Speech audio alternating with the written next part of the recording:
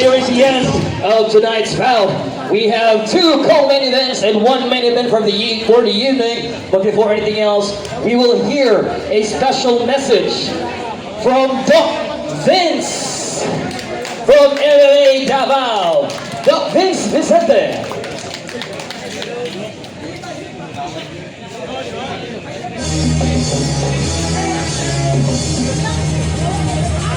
Alright, I don't want to spoil the fun because everyone's so excited. Like, we have good fights. Natay submission armbar, by the way, Doc Vince, MMA Davao. I started smoker fights, that was 2016, and I've been doing that for almost 9 years. We have 16 fights, and I'm so happy.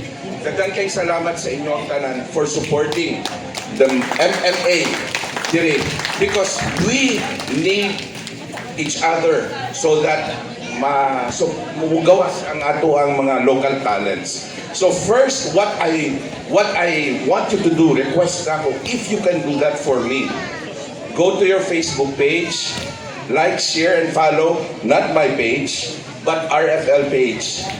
And then, one thing that would help RFL, if you make a review, dako kayo na siyang tabang, please do that.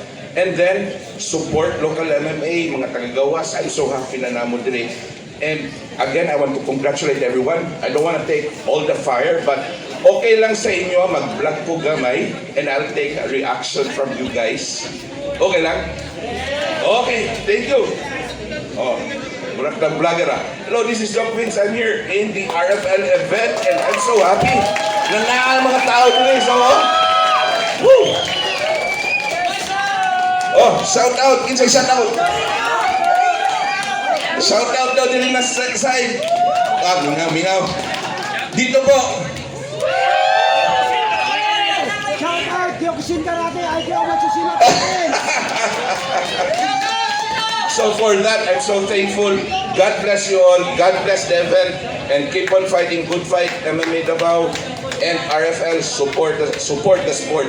Thank you and have a good night.